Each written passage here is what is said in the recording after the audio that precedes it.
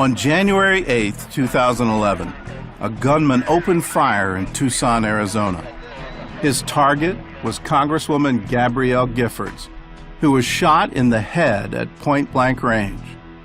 To stop the bleeding, EMTs used a special bandage that puts pressure on wounds and prevents infection.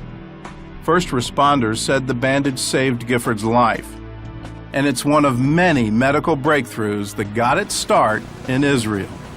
Israel has one of the highest life expectancies in the world. Actually, our life expectancy here is about 4 years longer than the US. So if anyone wants to move to Israel, on average, you're going to add 4 years to your life.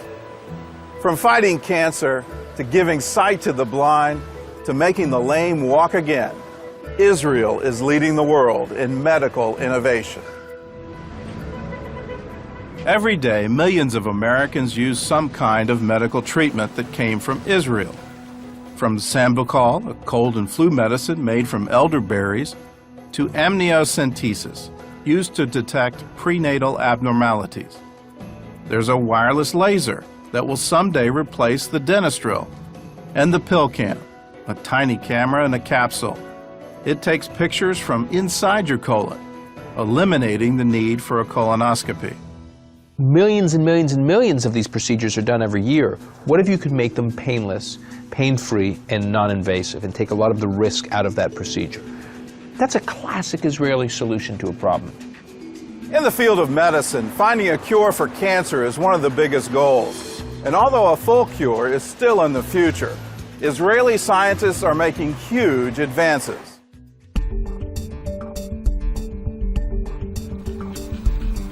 The news is full of stories about dogs who can smell everything from epilepsy to cancer in their owners.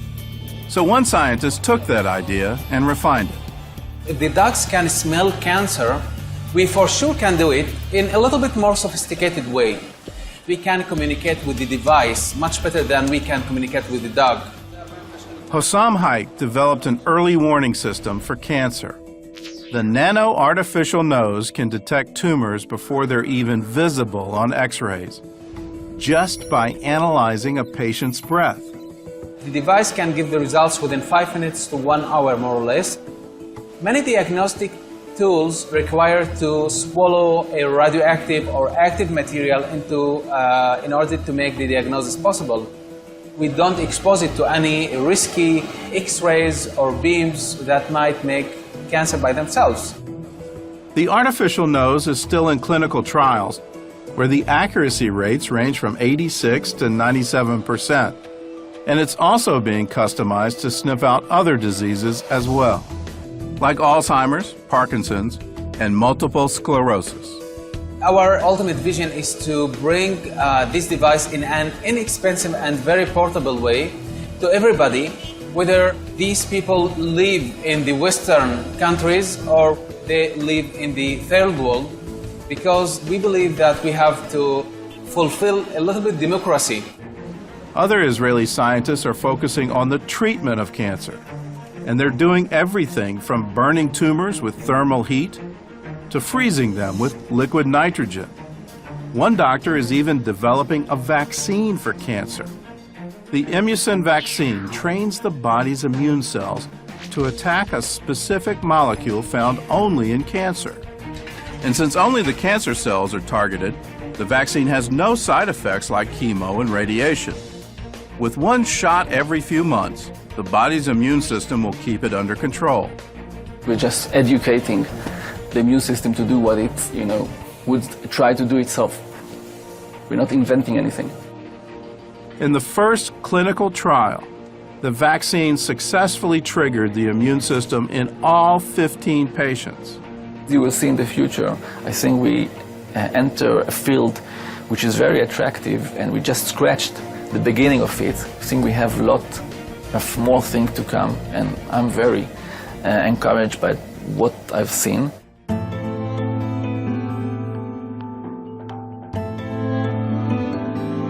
In 1829, the introduction of Braille revolutionized the way blind people read and write. Today, Israeli inventors are taking that revolution a step further. For people with limited sight, there's a new device called the OrCam. It's a pocket-sized computer linked to a small camera that clips onto your glasses.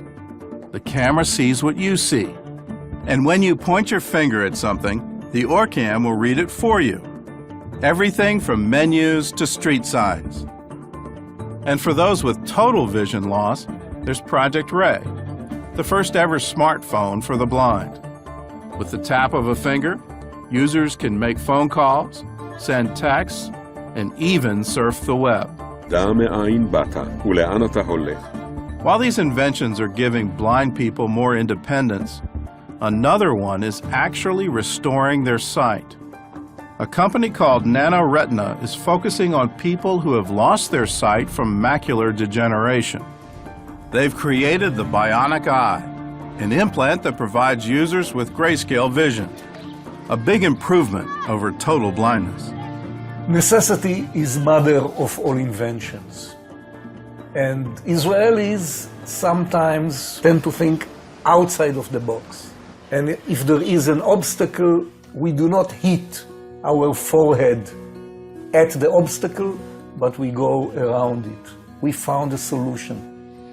One of those solutions is giving new life to people who were told they would never walk again. I couldn't understand why wheelchairs are the only solution for paralyzed person. In 1997, a meat gopher was paralyzed in a car accident. And since then, he's been on a mission to put the wheelchair out of business.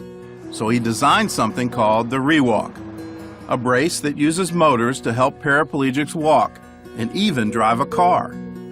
Ironically, Gopher couldn't use his own invention, since he's a quadriplegic and the device requires the use of the arms. But he soon found a veteran who was more than willing to try it. When the doctor told me that I'm lucky to be alive, but my injury would leave me paralyzed, everything became dark. Radi Kayof is a former Israeli paratrooper who was injured in South Lebanon. In one of the rehabilitation centers in central Israel, I met Amit Gopher. He told me that had developed a device that helps paraplegic in my condition to walk. I didn't believe I'd be able to stand up. After I tried it and the device made me stand up, I was amazed. My daughter was 3 years old back then. She looked at me and said, "Dad, you are tall." That made my day. The bottom line is seeing the families. It is very exciting. When they see their beloved one stand, then you want to cry. This is the first time I was really excited. Radi started using the Rewalk 6 years ago, and since then, the device has gone global.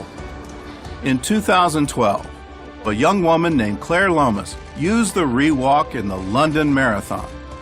She walked the 26 miles in 17 days, earning her the nickname Bionic Woman. It's a moment I'm going to treasure for the rest of my life.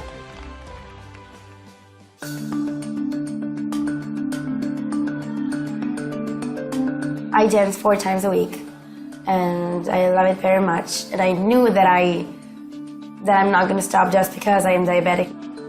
Shai Barshira is a dancer, a student, and a type 1 diabetic. She is also a pioneer. Shai was one of the first people to try a new Israeli medical device, the artificial pancreas. It's still in the experimental stage, and right now it's just a laptop with a series of sensors that monitor the patient's blood sugar. Eventually, the laptop will be replaced by a microchip and an insulin pump. Dr. Moshe Philip is one of the developers. I promised my patient many times that one day they will get rid of their diabetes. So, despite the fact that we are not able to cure diabetes yet, we would like to enable our patient to live their life without thinking of their diabetes all the time. You have to understand type 1 diabetes, especially during childhood, is something that keeps you busy the entire day. It's there all the time. Dr. Philip oversaw clinical trials for children in Israel, Slovenia, and Germany. But Shai was the first one to use the device at home without medical supervision. Each time that my levels drop, it gives me a very, very strong alarm that tells me that I have to eat right away. And if my levels go very high, it fixes my levels. It calculates itself how much insulin I should take, and it gives an automatic order to my pump to give me that insulin. And I'm all balanced, even more balanced than I was when I went to sleep. And that's amazing. I think we are going to change the life of our patients. And this is the entire idea, to bring back the spontaneity to the life of our patient, to free them from being busy with thinking about how to control their blood glucose level all the time, and especially during the night. I feel there is so much effort made to help the diabetics feel like, you know what, you have this disease, but don't worry. We're trying to cure it, we're trying to make the treatment better, more comfortable, and we'll get there. Feeling that I help other people too, it gives me the strength to keep on. If I am a part of something big, I feel that I'm not alone in this business, and it gives me a lot of hope.